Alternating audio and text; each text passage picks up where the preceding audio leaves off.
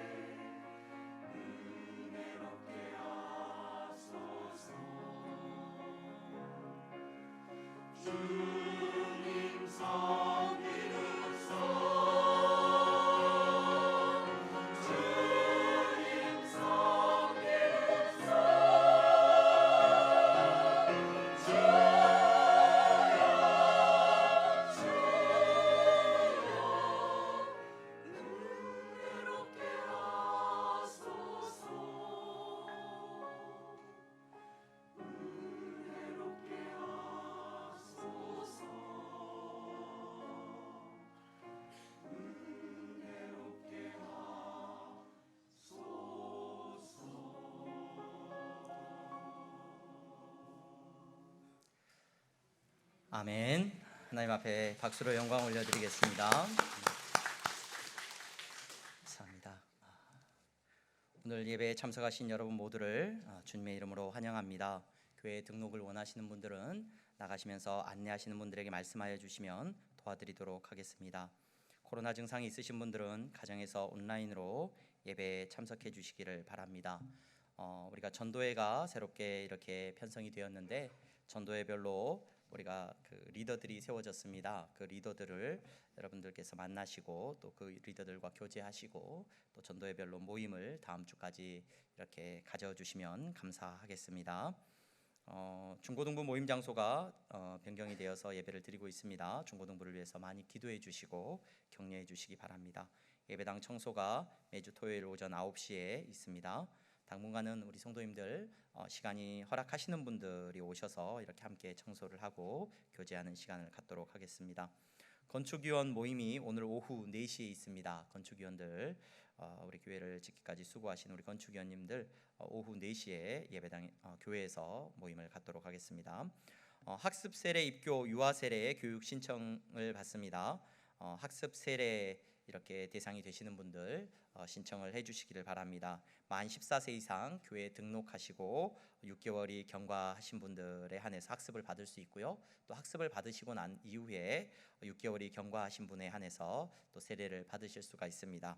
여러분 학습 세례 신청을 해주시고 또 입교는 유아 세례나 어린이 세례를 받고 만 14세 이상의 성인이 되어서 이제 스스로 내가 내 믿음을 하나님 앞에서 부모의 믿음이 아니라 나의 믿음을 고백합니다라고 고백하는 우리 14세 이상의 분들은 이렇게 입교를 신청해 주시면 됩니다. 특별히 중고등부 부서에서 준비를 많이 해주시면 감사하겠고요.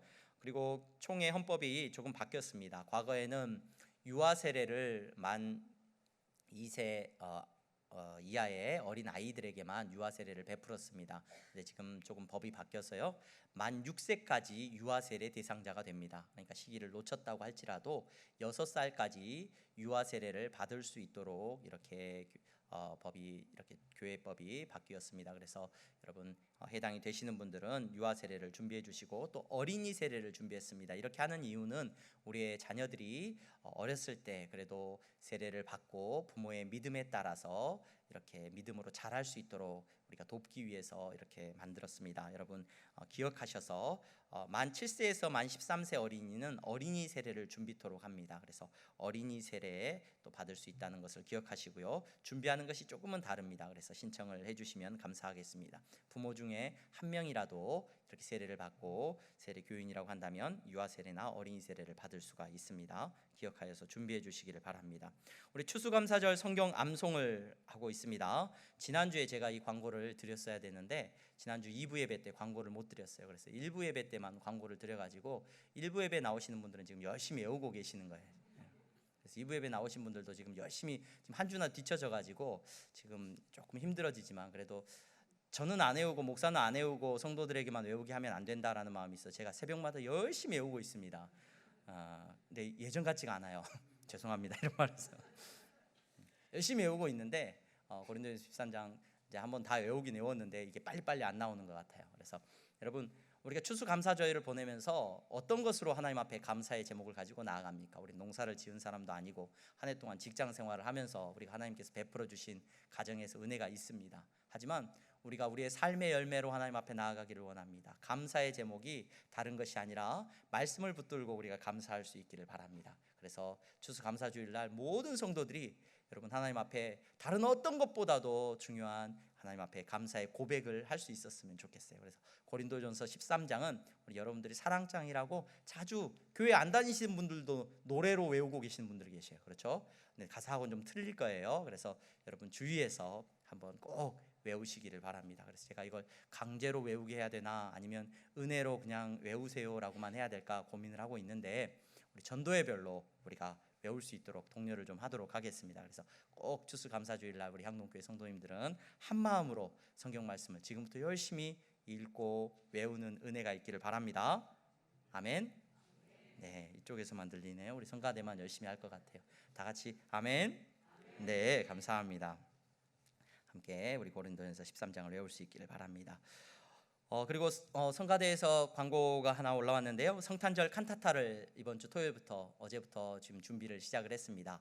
특별한 성탄을 맞이하고 싶으신 분, 여러분 우리가 모여서 파티를 하고 뭐 한다고 해서 특별한 게 아니라 우리가 온 마음 다하여서 이 땅에 오신 예수님을 찬양할 때 우리에게 특별한 성탄이 경험되어질 줄로 압니다. 그래서 성가대원이 아니신 분들을 받습니다. 성가대원이 아니신 분들 매주 토요일마다 성탄절까지 토요일마다 모여서 칸타타 연습을 합니다. 성탄 칸타타 연습을 하니까 여러분 많이들 참석해 주시면 좋을 것 같아요. 그래서 성탄 칸타타 준비할 때 뭐 예배 때 이렇게 하는 건 우리가 주일날마다 이렇게 섬기는 성가대원으로 봉사하지는 않더라도 성탄절에는 우리가 함께 찬양할 수, 제 마음 같아서는 우리 모든 성도님들 지금 주일날 나오신 분들 나눠가지고 지금 이제 베이스 여기 앉으세요, 테너 여기 앉으세요, 소프라노 여기 앉으세요, 다 앉아가지고 우리 다 같이 연습을 좀 하면 어떨까 이런 생각도 있는데 다음에 하기로 하고, 이번에는 여러분 자원하시는 분들만 토요일날 오시면은 우리 성가대장님이나 성가대원들에게 문의하시면 자세히 안내해드리도록 하겠습니다. 그래서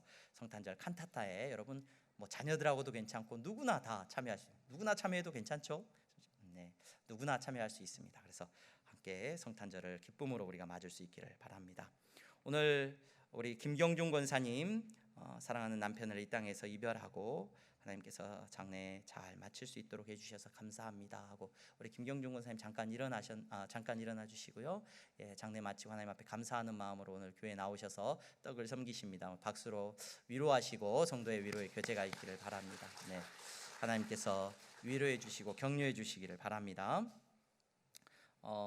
지난주에 우리 새가족 등록하셨습니다. 새가족 등록하신 가정들이 있는데 우리 심선용, 고지혜 성도님, 하유리, 건유리 같이 등록을 하셨습니다. 어디 오셨나요 오늘? 예, 죄송합니다. 잠깐만 한번 일어나 주시면 우리가 얼굴을 알고, 사진 마스크 쓴 모습만 보이시잖아요. 밑에 내려가면 사진이 있어요. 예쁜 가족 사진이 있습니다. 꼭 보시고 잠깐만 서 계셔 주세요. 김빛나 성도님 오셨나요? 못 오셨나요? 네, 김빛나 성도님 못 오셨고, 표창조 성도님, 김미영 성도님, 서은이와 현이 왔는데 여기도 오늘 못 나오셨고, 그리고 우리 지상학 정정은 성도님은 지난주에 등록하셨는데 이게 인쇄가 좀 잘못됐습니다. 우리 권용관 형제님 여기 주보에 못 올라갔는데 권용관 형제님 자리에서 한번 일어나 주시면 좋을 것 같아요. 네, 권용관 형제님 우리 청년 등록하셨고, 우리 신병규 이지혜 성도님 지무하고 예무하고 같이 잠깐만 자리에서 한번 일어나 주시겠습니다. 네, 박수로 하나님 앞에 영광 올려드리겠습니다. 네, 그리고 지난주에 등록하신 분들이고 이번 주에 등록하신 우리 양옥자 어머님 어디 계셔요? 양옥자 성도님? 양옥자 성도님, 네, 자리에서 한 번만 잠깐만 일어나 주시면 감사하겠습니다. 예, 그리고 우리 김진리 성도님, 네, 자리에서 한 번만 일어나 주시면 감사하겠습니다. 예, 박수로 하나님 앞에 영광 올려드립니다. 네, 환영하고 축복합니다. 네, 감사합니다. 우리 사진을 꼭 찍으시면 우리가 마스크 벗고 얼굴을 찍어야 누군지 알아요. 제가 한 달, 두 달이 지나도 얼굴을 모르는 분들이 계셔요. 그래서 꼭 사진으로 찍고 우리가 교제할 수 있었으면 좋겠습니다. 오늘 말씀 나누기 전에 여러분 성경 말씀을 한 구절 찾겠습니다. 누가복음 13장 말씀입니다. 누가복음 13장 4절 5절 우리 다 같이 찾아서 함께 읽겠습니다. 오늘 본문과는 조금 다른 이야기인데 우리 누가복음 13장 4절과 5절 말씀 다 함께 찾으셔서 우리 한 목소리로 읽겠습니다. 누가복음 13장 4절 5절입니다. 신약성경 118페이지쯤에 있습니다. 시작. 또 실로암에서 망대가 무너져 치여 죽은 18사람이 예루살렘에 거한 다른 모든 사람보다 죄가 더 있는 줄 아느냐? 너희에게 이르노니 아니라. 너희도 만일 회개하지 아니하면 다 이와 같이 망하리라. 아멘. 오늘 우리가 예배 자리에 나왔는데 어제 저녁에 제가 설교 준비를 마치고 자정쯤에 들어가는데 급히 막 문자가 와요. 긴급 재난 문자가 왔습니다. 그리고 무슨 문자인가, 사고가 났다는 문자가 왔구나 하고 그랬는데 아침에 얼핏 뉴스를 보니까 용산에서 이태원에서 무려 150명이 넘는 젊은이들이 이렇게 죽음을 당했습니다. 그리고 또 많은 젊은이들이 지금 부상을 입은 상태에 있습니다. 여러분 이 모습을 보면서 저와 여러분들이 교회에서 혹여라도 실수하지 않기를 바랍니다. 그들이 죄가 많아서 심판을 받는 것 아니고 여러분 우리는 말씀에 비추어서 여러분 그 안타까운 모습을 보면서 성도의 위로가 있기를 주님의 이름으로 축원합니다. 여러분 위로가 있고 그들을 위해서 기도할 수 있는 교회가 되기를 소망합니다. 더 나아가서 저와 여러분들은 하나님 앞에서 그들이 회개해야 될 것이 아니라 누가 회개해야 돼요? 오늘 예수님이 말씀하신 것처럼 우리가 회개하는 자리로 나아갈 수 있기를 바랍니다. 나라와 민족을 끌어안고 하나님 위로함을 베풀어 주시옵소서. 우리를 긍휼히 여겨 달라고 여러분 나라를 위하여서 기도하시고 아픔 당한 사람들을 위해서 우리가 기도할 수 있는 은혜가 있기를 주님의 이름으로 축원합니다. 교회 안에서 우리가 혹여라도 아픔을 당한 자들을 향하여서 정죄하는 마음 갖지 않기를 바랍니다. 젊은이들을 위로하고 격려하는 교회가 되기를 바랍니다. 우리 옆에 분들 보면서 인사하겠습니다. 잘 나오셨습니다. 잘 나오셨습니다. 네, 잘 나오셨습니다.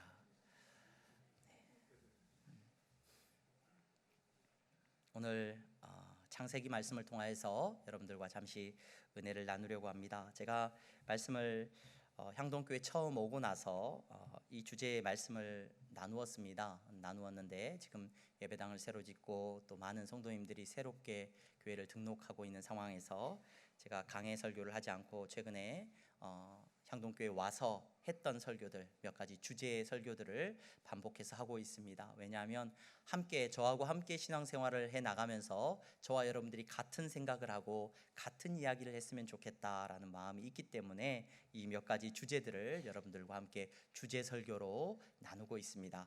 오늘 요셉이라는 인물을 통해서 여러분들과 잠시 말씀을 나누려고 합니다.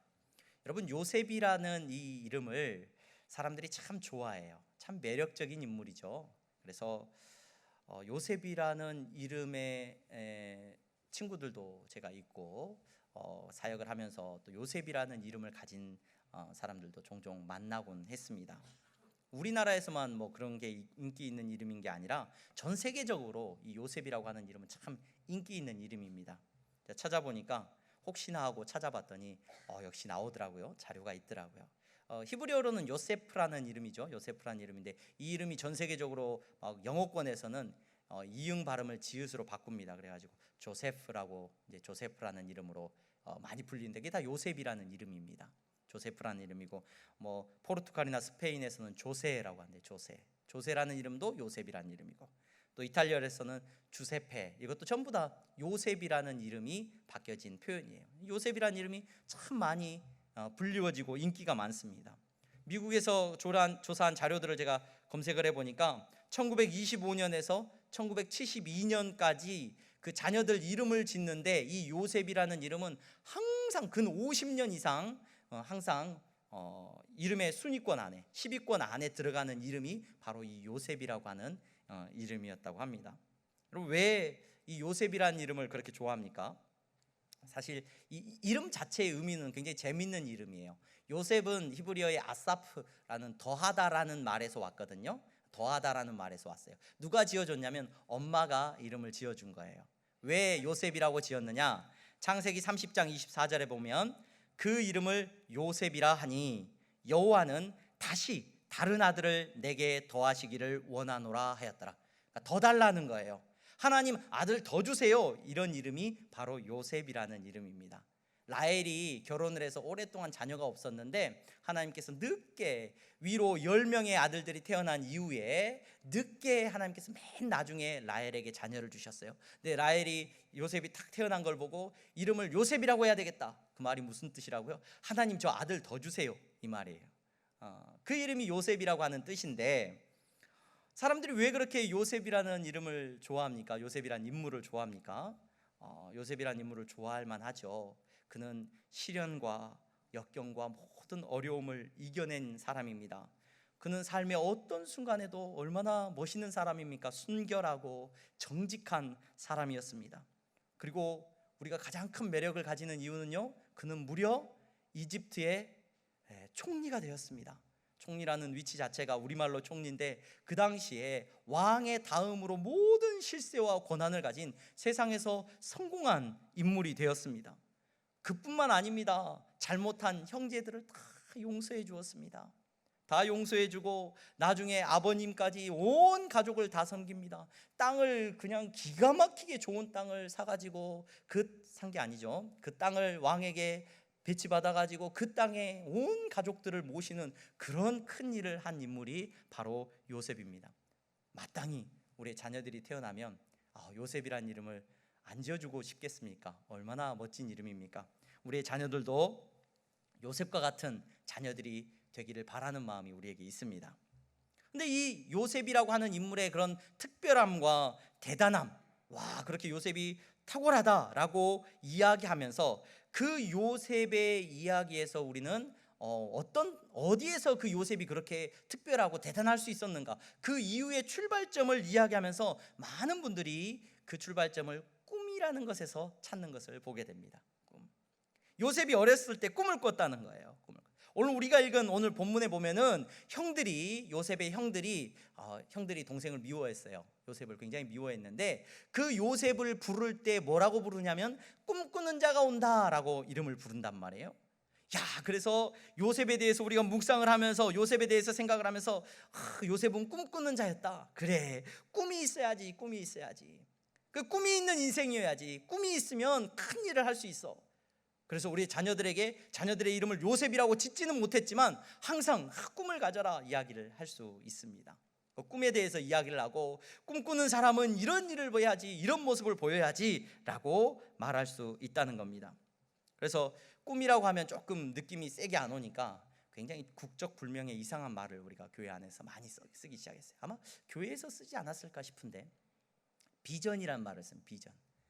교회 다니면서 비전이란 말을 안 들어보신 분은 없을 거예요. 비전은 여러분 원래 원어하고는 조금 다른 의미로 쓰이는 것 같아요. 비전이란 말을 찾아보니까 사전적인 의미가 아니라 많은 사람들이 계획이나 전망 또는 미래상 또는 어떤 그런 것들, 그래서 지도자는 비전이 있어야 된다 이런 말을 쓴단 말이에요. 그래서 웬만한 교회들이 건물을 지을 때 예배당 말고 이렇게 교육관 같은 걸 짓거나 하면 전부 이름을 뭐라고 붙이냐면 비전센터. 뭐 하는 데입니까? 거기는 주로 이제 교육관이죠. 교육부서 아이들이 이렇게 자라나는 곳. 비전을 가져야 되기 때문에 비전센터라고 짓자. 또 제가 볼 때는 분명히 놀러 가는 여행인데 선교라는 이름을 붙여가지고 뭐라고 가요?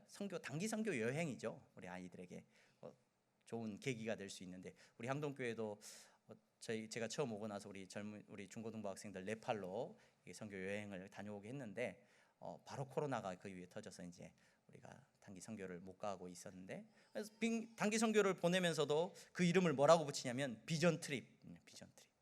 여행은 여행인데 비전 트립이라고 그래요.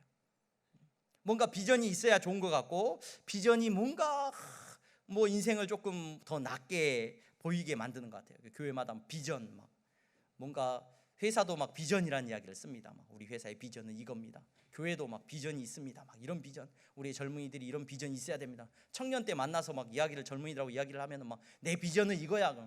비전 없으면 어때요? 갑자기 쭈그란 인생이 되는 것 같고 뭔가 대단한 비전이 있어야 될 것 같단 말이에요. 근데 여러분, 그 비전을 이야기하고 꿈을 이야기하면서 가장 많이 이야기하는 인물이 바로 이 요셉이에요. 요셉. 꿈꾸는 자, 얼마나 멋있습니까? 꿈꾸는 자가 오는도다 이렇게 했단 말이에요. 근데 이 요셉이라는 인물이 가지고 있는 꿈과 우리가 말하는 비전, 이것을 엮을 때 여러분 조심하셔야 됩니다. 왜냐하면 요셉이 왜 꿈꾸는 자가 됐느냐? 왜 꿈꾸는 자예요? 내 비전은 이거야, 내가 인생 성공하는 거야. 요셉은 절대 그런 꿈이 없었습니다. 요셉에게 있었던 꿈은 요셉이 자다가 본 꿈이에요. 자다가 본 환상이었습니다. 환상. 하나님께서 그에게 장래 일어날 일에 대한 환상과 꿈을 그가 자다가 그냥 꾼 거예요. 자기가 어떻게 노력을 해가지고 내가 비전을 가져야 되겠다, 내가 꿈을 가져야 되겠다, 이게 아닙니다. 여러분, 그냥 자고 있는데 그냥 꿈을 꾼 거죠. 여러분들의 자녀들에게 꿈을 가져라 말하면은 자기 전에 좋은 잠자리를 마련해 주시고 여러분들이 원하는 좋은 사진을 꼭 보여주세요. 혹시라도 꿈을 꿀지 압니까? 인생 성공하는 꿈을 꿀지도 모르. 돼지 꿈이 좋은가요? 아니면 서울대학교 이렇게 정문 사진을 보여주셔. 요셉은 여러분 꿈이 있었는데 그 꿈은 자기가 원해서 꾼 꿈이 아니에요. 하나님이 그냥 자고 있는데 그에게 주신 꿈입니다. 목사님, 우리가 말하는 것도 그런 의미는 아니죠. 하나님께서 그렇게 꿈을 꾸게 하셨으니까 평생 동안 그 꿈을 품고 소망하면서 살았다는 거 아니겠습니까? 아니에요. 그것도 아니에요. 여러분, 어디에 요셉이 평생에 그런 꿈을 꾸고 그 꿈을 품고 살았습니까? 절대로 그런 인생 안 살았습니다. 여러분, 만약에 그가 그런 꿈을 품고 살았다면 그가 꾼 꿈이 뭐냐? 우리가 읽은 본문의 37장 앞부분에 보면은 그 꿈에 대한 내용이 나와요. 형님들, 내가 꿈을 꿨는데요, 자다가 꿈을 꿨는데요, 형님들하고 저하고 이렇게 농사일을 해가지고 볕단을 다 만들었는데요, 제 볕단은 딱 서 있는데 형님들 볕단 그 형님들 볕단이 다 내 앞에 와가지고 다 엎어져 갖고 나한테 절을 하더라니까요. 이 꿈이에요. 또 무슨 꿈을 꿨습니까? 형님들, 제가 꿈을 꿨는데요, 하늘의 해와 달과 별들 11별들이 다 나한테 무릎 꿇고 절하더라니까요. 여러분, 평생에 이 꿈을 품고 살았다 그러면 어떻게 살았나? 내가 두고 봐라, 인생 성공해가지고 형님들이 내 발 앞에 꼭 나 앞에 와가지고 무릎 꿇게 만들 거다, 막 아버지 어머니까지 다 내가 절하게 만들 거다, 이 꿈을 평생 품고 살았다고요? 아니요, 절대 그렇게 살지 않았습니다. 여러분, 어쩌면 요셉은 그 꿈 때문에 인생 망했죠. 인생 힘들어졌습니다. 평생 그 꿈을 원망하면서 살았을지도 몰라요. 왜 나한테 그런 꿈이 꾸어져 가지고, 왜 내 인생에 그런 꿈이 찾아와 가지고 형님들한테 미움받고 형님들한테 버림받고 노예로 팔려가고 정말로 그는 감옥에 갇혀야 됐고 정말로 고생하는 삶을 살았어요. 한평생 그는 그 꿈을 증오하면서 살았을지 몰라요. 그런데 여러분, 그럼에도 불구하고 그 요셉이라고 하는 인물의 특별함을 만약에 우리가 찾아내려고 한다고 한다면, 말씀 속에서 그 요셉이 그럼에도 불구하고 그 꿈이 없었다고 할지라도 요셉이 대단하다, 특별하다라고 하는 이유가 있다고 한다면 딱 한 가지 찾을 수가 있습니다. 그 한 가지 찾을 수 있는 건 뭐냐? 다른 사람들이 요셉을 보고 이야기를 해요. 창세기 39장 3절에서 4절 말씀에 보면은 요셉이 노예로 팔려갔는데 그 주인이 요셉을 보면서 이런 이야기를 합니다. 그의 주인이 여호와께서 그와 함께 하심을 보며, 이렇게 말을 해요. 요셉을 보는데, 요셉이라는 인물을 보는데 다른 사람들이 요셉을 보니까 요셉이 누구하고 함께 있다고요? 하나님께서 그 요셉과 날마다 함께 하고 있다는 것을 요셉의 주변 사람들이 다 보고 있단 말이에요. 요셉 역시 그의 삶에 걸어가는 모든 순간순간에 그의 탁월함이 있다, 능력이 있다, 그에게 독특한 점이 있다. 그에게 무엇이 있느냐? 바로 그가 꿈을 품고 그 꿈을 붙들고 살아갔던 인생이 아니라 그가 누구와 함께 있었다? 하나님과 함께 있었다라는 것이 그의 특별함이에요. 오늘 예배 자리에 나오신 여러분, 저와 여러분들이 비전이란 말로 내 욕망과 내 욕심과 내 바람을 포장하지 않기를 바랍니다. 하나님 앞에 그럴듯한 비전이 있다, 여러분, 그런 착각하지 마시기 바랍니다. 신앙생활은 그런 게 아닙니다. 신앙생활은 할라크라는 히브리어 말에 나오는 표현이 아주 적절합니다. 걸어가는 표현입니다. 걸어가는. 신앙생활은 걸어가는 겁니다. 누구와 함께 걸어가는 거예요? 대단한 꿈을 갖고 대단한 꿈을 이루는, 여러분, 그런 말에 속지 마세요. 여러분, 결혼하기 전에 있는 청년들 만나가지고 상대방에게 매력적으로 보이기 위해서 나 비전이 이거다, 이런 말, 여러분, 절대 속으시면 안 됩니다. 여러분, 우리의 특별함은 어디에 있느냐? 우리의 신앙생활에 있어서의 특별함은 바로 걸어가는 데 있어요. 누구와 걸어가느냐? 하나님과 함께 걸어감에 우리의 신앙생활에 특별함이 있다는 것을 기억하시기를 바랍니다. 여러분, 내가 거룩한 비전이 없다, 대단한 것 없다, 여러분, 하나님께서 저와 여러분들에게 그런 것 없어도 된다라고 말씀하십니다. 우리는 매 순간순간 누구와 함께 살면 됩니까? 하나님과 함께 살아가는 인생이면 됩니다. 하나님이 우리 옆에 계시면 우리는 특별한 인생입니다. 어디로 가든지 하나님께서 우리와 함께 하시는 은혜를 누릴 수 있기를 주님의 이름으로 축원합니다. 그런데 요셉의 특별함이 거기 있었고, 요셉은 그렇게 하나님과 동행함의 인생을 살았는데, 그런 요셉에게 꿈이 하나 생기죠. 요셉에게 꿈이 하나 생깁니다. 그 꿈을 저와 여러분들이 주목해서 보셔야 됩니다. 어떻게 그 꿈이 생겼고 그 꿈이 어떻게 이루어지는지를 저와 여러분들이 주목해서 보셔야 돼요. 애굽의 총리가 돼야 되지, 형님들이 와고 내 발 앞에 무릎 꿇는 거 봐야지. 여러분, 이게 꿈 아니었어요. 요셉의 꿈이. 요셉이 갖고 있었던 진짜 꿈이 무엇이었는지 저와 여러분들이 볼 수 있기를 바랍니다. 왜 그 꿈을 가질 수 있었느냐? 먼저 요셉은 자기가 걸어온 길을 깨닫게 돼요. 창세기 45장에 보면은 요셉이 애굽의 총리로 있는데 형들이 와가지고 자기 앞에 엎드려서 절합니다. 그 모습을 봅니다. 베냐민까지 와가지고 정말 이제 11명이 와가지고 자기 앞에 엎드리는 모습을 봐요. 그 모습을 보면서 요셉이 무릎을 칩니다. 통곡을 하면서 뭐라고 이야기를 합니까? 형들에게 가까이 오십시오. 나는 당신들이 애굽에 판 요셉입니다. 아우 요셉입니다. 당신들이 나를 이곳에 팔았다고 해서 근심하거나 한탄하지 마시기 바랍니다. 하나님이 생명을 구원하시려고 나를 당신들보다 먼저 이곳에 보내셨습니다. 내 인생에 일어난 그 일이 형님들이 미워해갖고 나를 보낸 것 같고 그래서 내가 형님들한테 원수를 갚을 거라고 생각하지 마십시오. 내가 보니까 나에게 꿈을 주셨는데 그 꿈을 누가 이루신 거예요? 하나님께서 진짜 그 꿈이 일어나도록 내 삶 가운데서 이루셨어요. 그 모습을 보고 요셉이 지금 고백하는 거예요. 아, 하나님이 하셨구나. 하나님은 시건하지 않으시는구나. 하나님이 약속하신 건 반드시 이루어지는구나. 그 안에 믿음이 생긴 거예요. 믿음이. 여러분, 나중에 요셉이 와서 요셉에게 아버지 야곱도 내려옵니다. 야곱이랑 내려와 가지고 모든 식구들이 그 앞에 요셉을 만나고 웁니다. 그리고 나서 야곱이 이제 죽고 나서 장사 지내고 난 다음에 형님들이 와가지고요, 자기를 죽일까 봐 이제 걱정한단 말이에요. 이제 아버지도 안 계시니까 그동안 원수 마음에 속상했던 거 우리한테 갚을지도 몰라 염려한단 말이에요. 그때도 요셉이 이런 말을 합니다. 창세기 50장 19절에서 21절에 보면은 당신들은 나를 해하려 하였으나 하나님은 그것을 선으로 바꾸사 오늘과 같이 많은 백성의 생명을 구원하게 하시려 하셨나니. 자기 인생에 일어난 이 놀라운 일들이 하나님이 이루신 일이라는 걸 요셉이 깨닫게 된 거예요.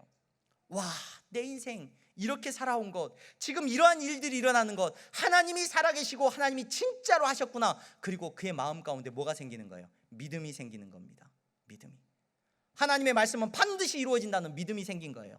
그 믿음을 갖고 나니까 이제 어떤 말씀이 생각나느냐, 하나님께서 아브라함과 그의 조상 아브라함과 이삭과 아버지 야곱에게 약속하셨던 말씀이 이제 요셉은 기억나고 믿어지는 거예요.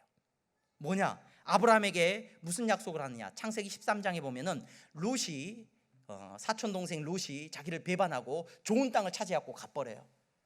빈 땅에 홀로 버려진 아브라함이 남겨져 있을 때 하나님이 찾아오셔서 네 눈을 들어서 너 있는 곳에서 북쪽과 남쪽 그리고 동쪽과 서쪽을 바라보라. 보이는 땅을 내가 너와 내 자손에게 주리니 영원히 이르리라. 눈에 보이는 그 가나안 땅, 지금의 이스라엘 그 땅을 하나님께서 주겠다고 아브라함에게 약속을 하십니다. 이삭에게 나타나십니다. 창세기 26장에 보면은 하나님께서 이삭에게 나타나셔서 이삭이 가뭄이 들어가지고 그 땅을 떠나려고 하니까 하나님이 그 땅을 떠나지 말라고 합니다. 그러면서 이삭에게 나타나셔서 애굽으로 내려가지 말고 그 땅에 머물러 있으라고 합니다. 이 땅에 거류하면 내가 너와 함께 있어 내게 복을 주고 내가 이 모든 땅을 너와 내 자손에게 주리라 약속하십니다. 야곱에게 약속하십니다. 그의 아버지 야곱이 이제 요셉이 이집트에 살고 있다는 소식을 듣고 이집트로 내려가려고 하는데 두려운 마음이 들었어요. 그때 하나님께서 찾아가셔서 창세기 46장에 보면 그 밤에 하나님이 이상 중에 이스라엘에게 야곱에게 나타나 이르시되 야곱아 야곱아 하시는지라. 야곱이 이르되 내가 여기 있나이다매 하나님이 이르시되 나는 하나님이라. 내 아버지 하나님이니 애굽으로 내려가기를 두려워하지 말라. 내가 거기서 너로 큰 민족을 이루게 하리라. 내가 너와 함께 애굽으로 내려가겠고 반드시 너를 인도하여 다시 올라올 것이며. 야곱에게도 약속해 주셨어요. 네가 지금 이집트로 내려가지만 내가 분명히 약속한다. 너를 다시 이곳으로 부를 거야. 내가 약속한 이 땅으로 다시 너를 부를 거야. 여러분, 요셉은 자기 인생을 살아오면서 그 꿈이 자기 인생 가운데 이루어지는 걸 보았습니다. 아, 하나님이 계셨구나. 하나님이 하셨구나. 그의 마음 가운데 믿음이 고백되어집니다. 그 믿음이 생기고 나니까 이제 꿈이 생깁니다. 어떤 꿈이냐? 여러분, 창세기 50장 한번 다 같이 찾아보겠습니다. 50장 24절 25절입니다. 창세기 50장 24절 26절 다 찾으셨습니까? 구약성경 창세기 맨 앞에 있죠. 50장 24절 26절 찾아보겠습니다. 요셉이 죽기 직전입니다.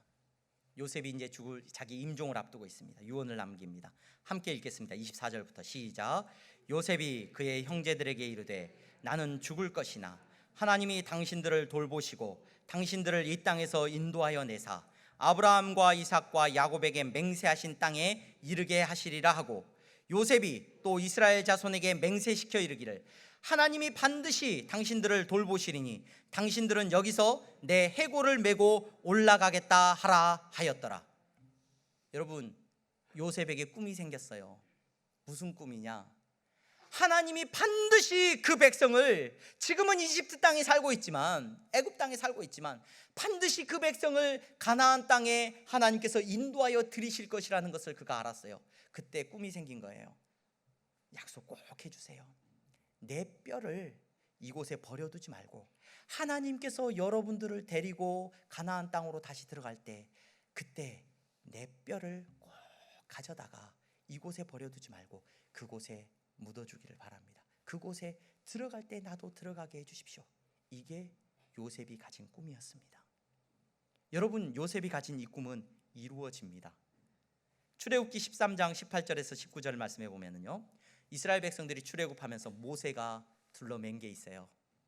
출애굽기 13장 19절 말씀, 모세가 요셉의 유고를 가졌으니 이는 요셉이 이스라엘 자손으로 단단히 맹세하게 하여 이르기를 하나님이 반드시 너희를 찾아오시리니 너희는 내 유고를 여기서 가지고 나가라 하였습니다.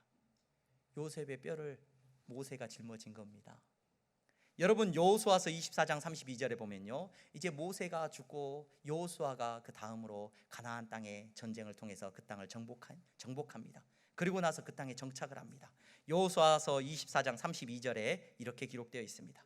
또 이스라엘 자손이 애굽에서 가져온 요셉의 뼈를 세겜에 장사하였으니 이곳은 야곱이 베크시타 주고 세겜의 아버지 하몰의 자손들에게서 산 밭이라 그것이 요셉 자손의 기업이 되었더라. 여러분, 여호수아가 그 백성들과 함께 그 땅에 정착하고 가장 먼저 한 일이 그 뼈를 그 땅에 묻는 일이었습니다. 요셉의 꿈이 이루어졌습니다. 여러분, 어떤 비전이 있으십니까? 어떤 계획이 있으십니까?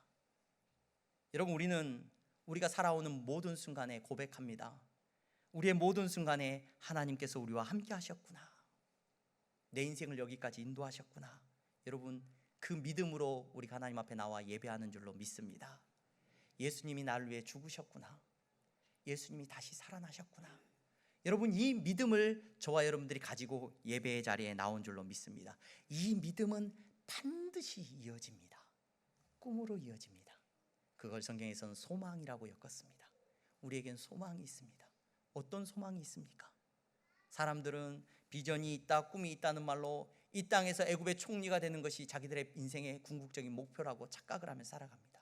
여러분, 하지만 예배의 자리에 나오신 여러분, 우리의 소망은 무엇이냐?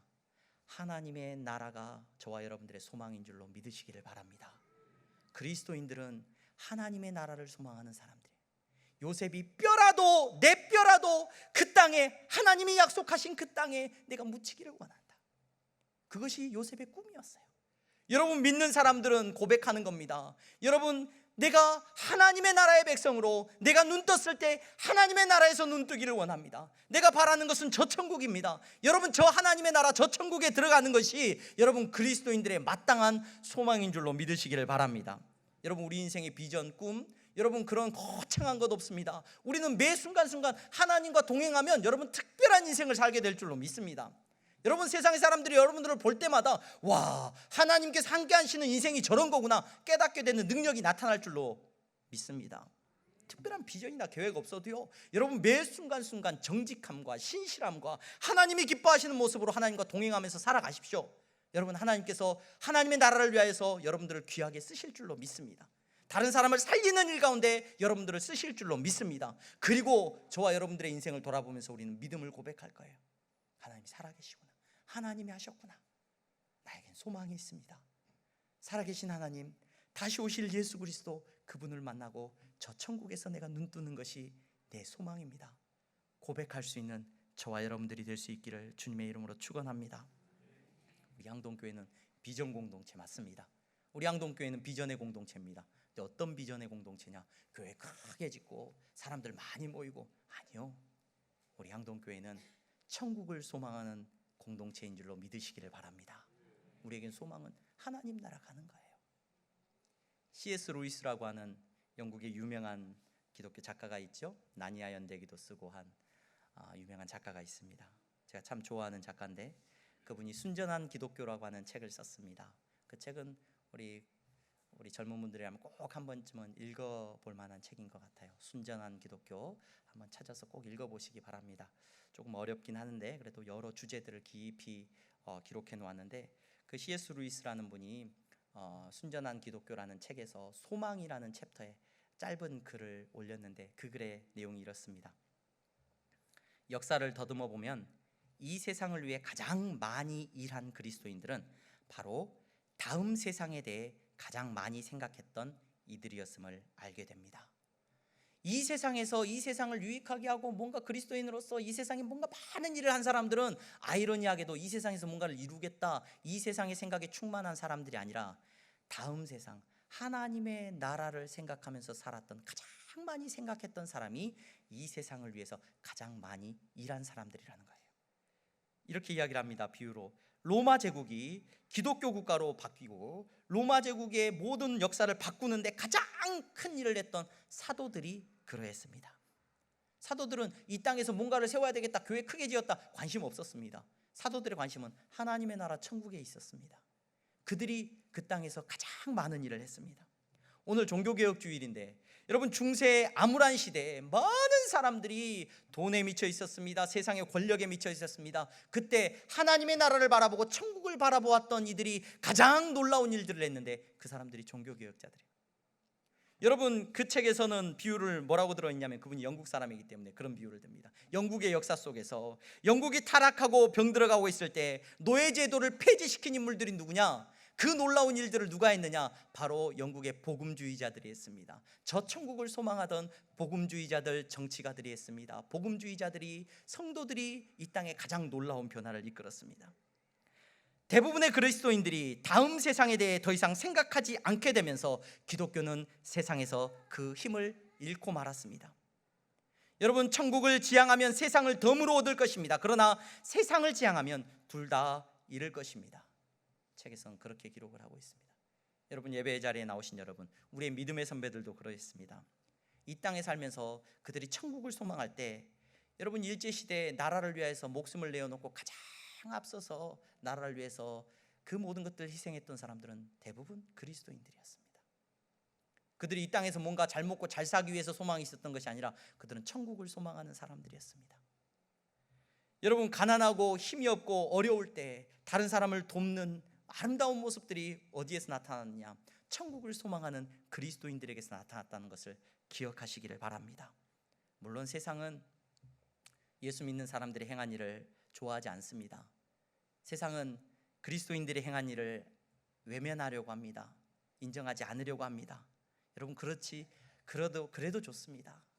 우리의 모든 수고와 섬김과 하나님 아버지 앞에서 행한 모든 헌신이 정말로 아버지의 나라를 위하여서 귀하게 기억될 줄로 믿습니다.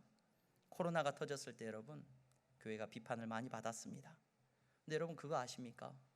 코로나가 터졌을 때 아무도 가고 싶어 하지 않은 그 치료의 현장에 여러분, 간호사들을 모집할 때 여러분, 그 코로나의 현장에 가장 먼저 달려가고 가장 헌신한 간호사들은, 의료진들은 대부분 그리스도인들이었습니다. 여러분, 저 북한에서 정말로 죽음을 걸고 탈출하는 사람들을 돕는 유일한 공동체는 교회입니다. 그들의 모습이 부족한 모습이 보일 수도 있을지 모르지만 다른 사람의 연약함을 바라보고 목숨을 걸고 돕는 사람들은 그리스도인들입니다.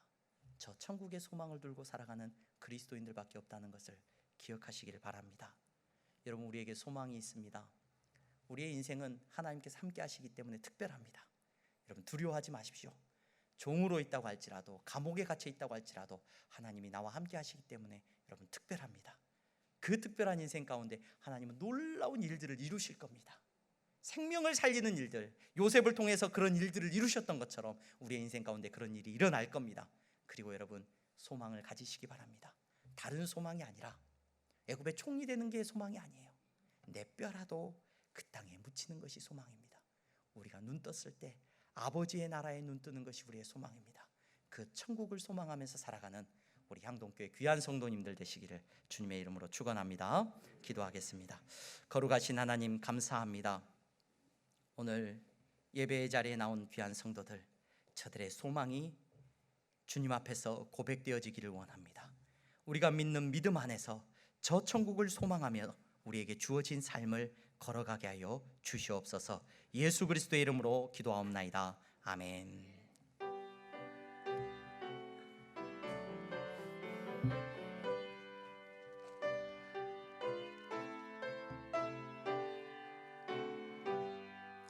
나의 생명 드리니 주여 받아 주셔서 세상 살아갈 동안 찬송하게 하소서. 나의 보화 드리니 주여 받아 주셔서 하늘나라 위하여 주 뜻대로 쓰소서.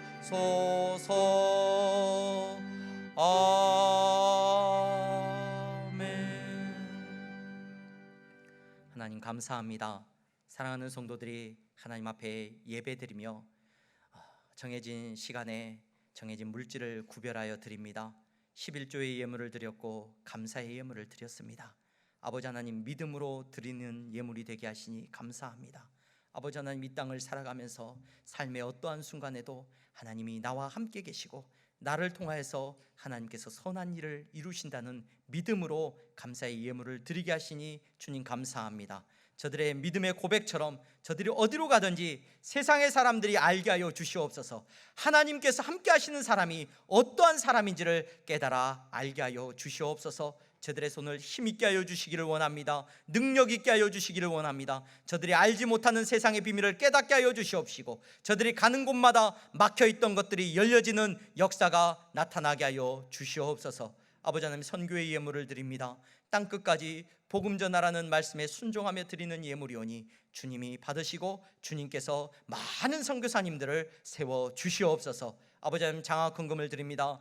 우리의 다음 세대가 아버지 하나님 천국을 소망하는 세대가 되게 하여 주시기를 원합니다.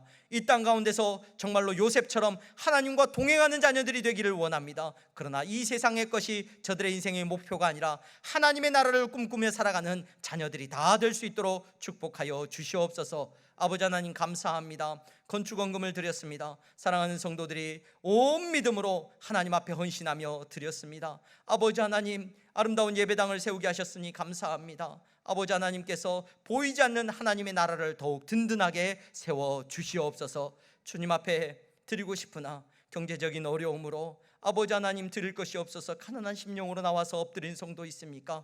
아버지 하나님께서 위로하여 주시고 더 큰 은혜를 베풀어 주시옵소서. 예수 그리스도의 이름으로 기도하옵나이다. 아멘. 우리 다 함께 일어나서 찬양하시겠습니다.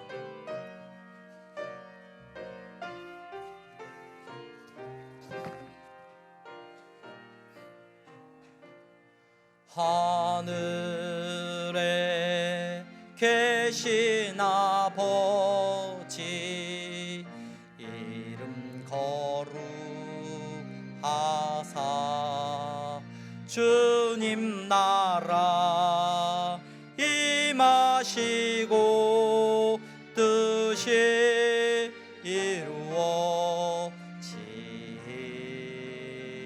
이루어지이다. 일용할 양식 주시고 우리들의 큰 죄 다 용서하옵시고 또 시험에 들게 마시고 악에서 구원하소서. 대개 주의 나라 주의 권세 주의 영광 영원히